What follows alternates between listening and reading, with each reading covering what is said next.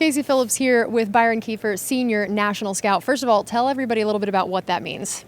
That means I travel, basically cover the country looking, cross-checking our area scouts, and just having another set of eyes and another evaluation to kind of filter out the process before goes up to the bosses, and they watch the big list of players. So just another set of eyes. Yeah, and so tell me how your job has changed these last few years with COVID, and then now maybe what you've learned even about doing your job in person versus virtual, and now having a combine again after not having one last year. Well, yeah, virtual is the big word. I think just being comfortable with Zooms and never knowing what a Zoom is, and now being an expert with Zoom.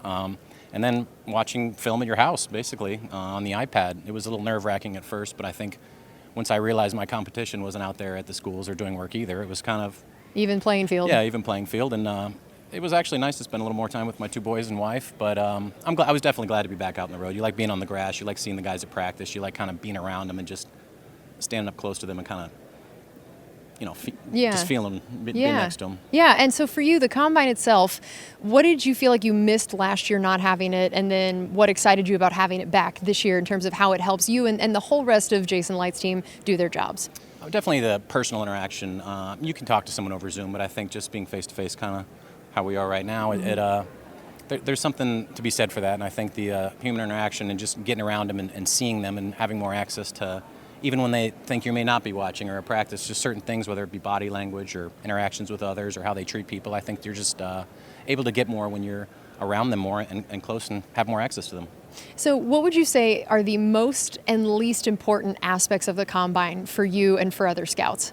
I think the least important, and the fans may not want to hear this, and it's fun for me to watch the field drills, but I think for the most part that some of the, I don't want to say least important, but sometimes that we can overemphasize a guy runs really fast or jumps really high, and ultimately you need to go back to the film and see if that checks out. You may have missed that, and that may be just a clue to have you go back and say, hey, is this guy really play that fast? Or there may be something that can key you back into the film. But I think that's probably a little overblown when we have the Olympic tester numbers. We can find really fast guys that can jump high in Tampa. That doesn't necessarily mean they'll be good Buccaneers. So, right.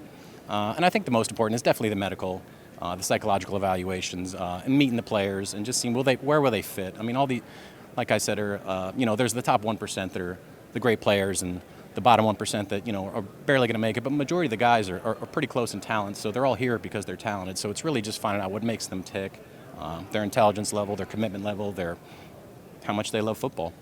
And we talked about how things have been different from a COVID perspective, but now how are they different from a team perspective when maybe last year you knew you had almost everybody coming back? This year there are so many free agents waiting to see what all is going to shake out even before the draft. How does that change for you and the rest of the scouting department? How you guys are spending your time, how the combine is, your preparation, what you're focusing on? How different does that feel this year? I think from the outside looking in, you would think it would be a lot different, but I think we always need to do our due diligence no matter what our needs are, because a lot of times when you do work on this players in the last draft, for example, where we re-signed everyone, those players may be traded in a couple of years, they may become free agents, so we really need to do the due diligence of their background, what we think of them, because at the end of the day, when they go to another team, we're not going to be able to get their background and what their character's like, so we're going to have to go back to our college information. So that really helps, when there's a player like Jason Pierre-Paul that we really didn't have a shot on when he came out, and then we trade for him a couple years later and we go back to that information, what we had on him. So that helps. And I think for this year, especially with all these free agents, we'll know more as free agency will happen before the draft. So we'll have a better idea of